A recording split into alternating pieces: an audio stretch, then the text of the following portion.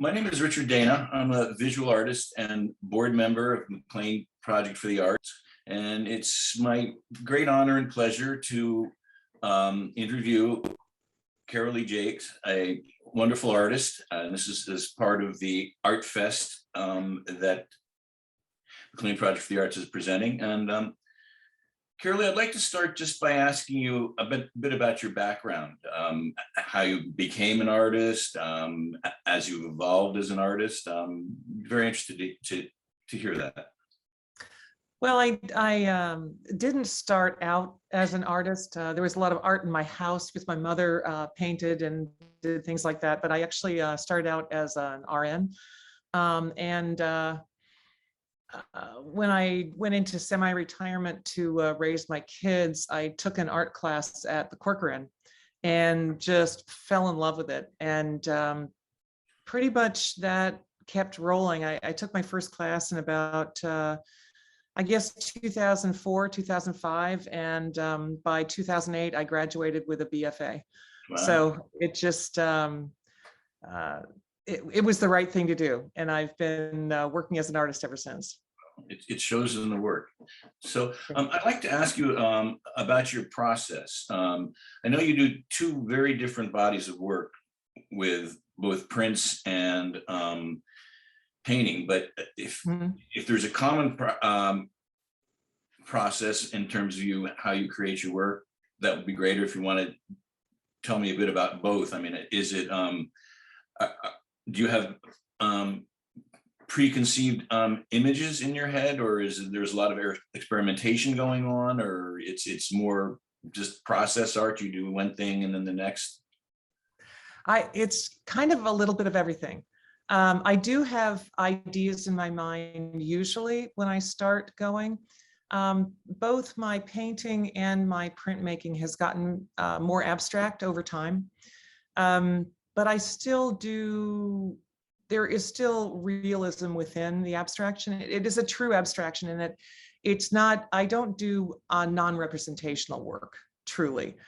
Even when things look non-representational, there's always a kernel of realism within it that I spring from.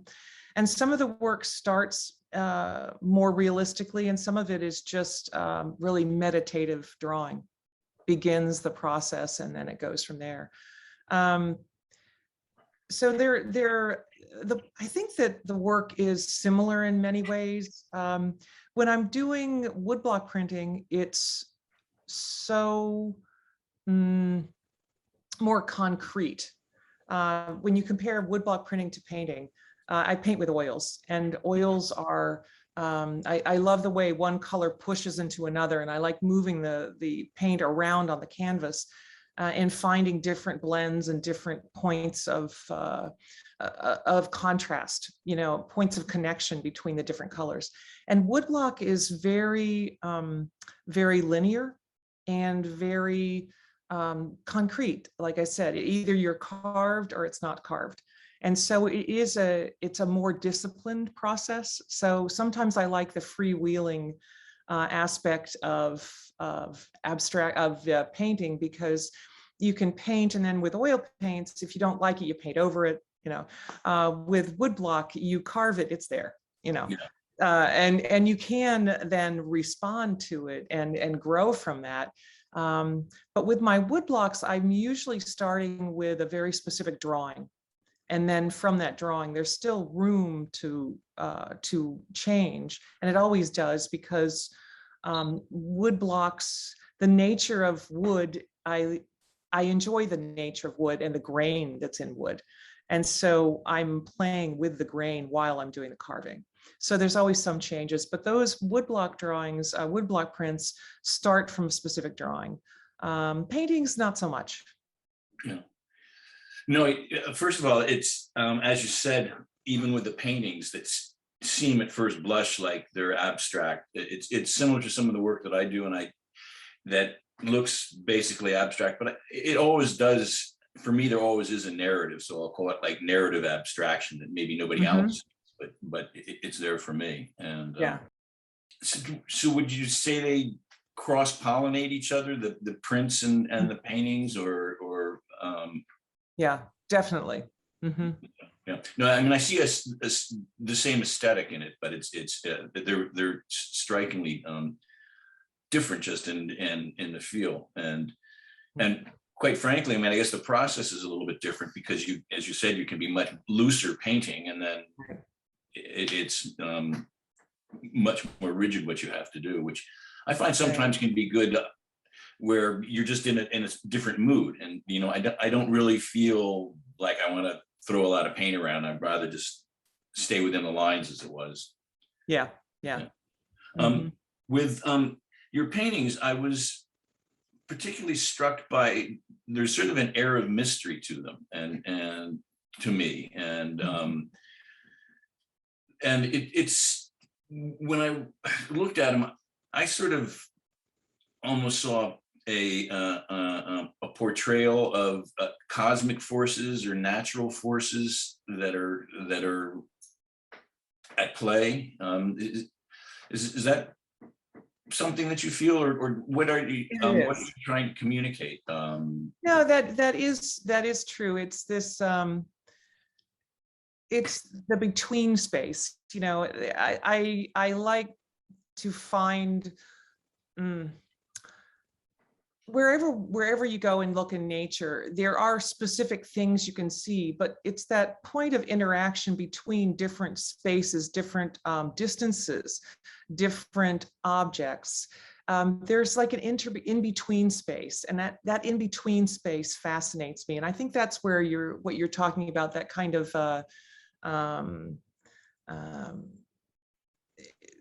it's not one thing, it's not another, and so it becomes mysterious as it moves from one thing to another. And I like that within color as well. When you're moving from one color into another, there's an in-between space where you're feeling both colors before you shift.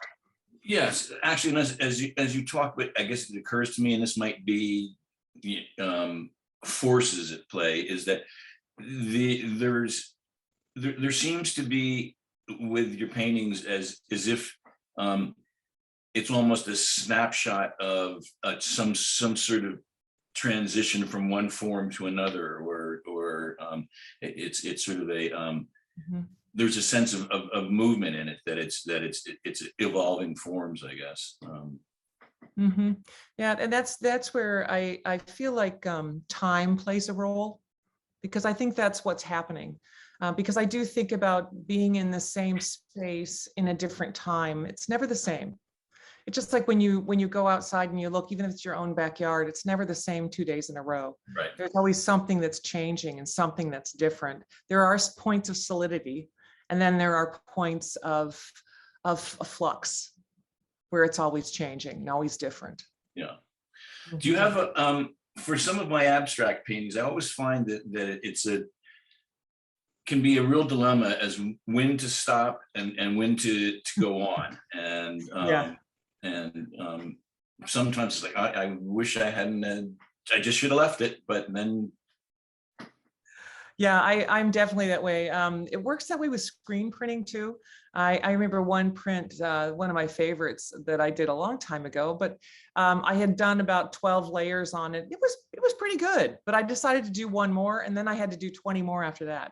So it's, you know, it's like if you go past, I think there are different stopping points in each piece, and you hit one stopping point. If you go past it, well, then you got to make it to the next stopping point.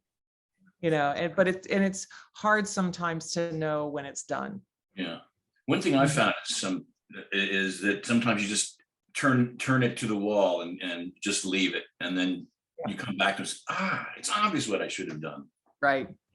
Which is sort of a nice aha movement.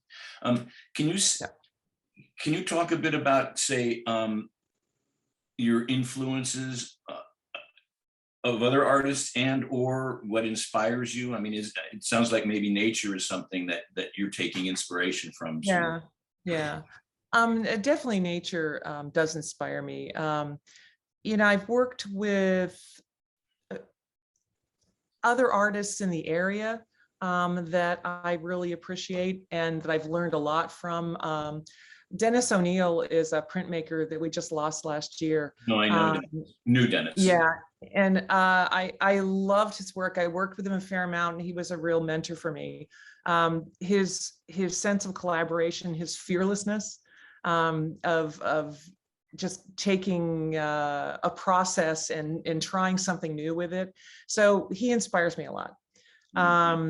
If you look at an older artist, I love Rembrandt. You know, the way that Rembrandt didn't paint perfection in people, he painted what he saw.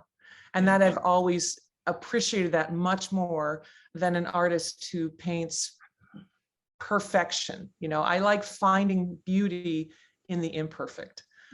So I think that's an artist that I've always appreciated. And Georgia Deal, another local artist, I love her sense of humor in her work and the way she works. Steve Kushner is a good influence for me with my painting. I like his work quite a bit. Yeah, and so and I'm always looking. Judy Sutherland, I work with her. Fantastic way of looking at art and perspective of life, you know, which all goes into your art. So, I mean, I don't think there's a single artist whose work I've seen that hasn't influenced me in some way or another. Yeah. But those are just a few people that influence the way I make my choices and why I do what I do. Yeah.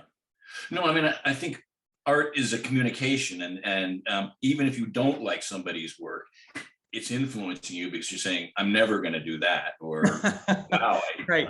You like that. Unfortunately, it looks like we've run out of time. I wish we had some more time to talk, but it has been a great pleasure, and congratulations on being in ArtFest, and I'm looking forward to seeing your page. Thank you. It's been a pleasure to talk with you as well.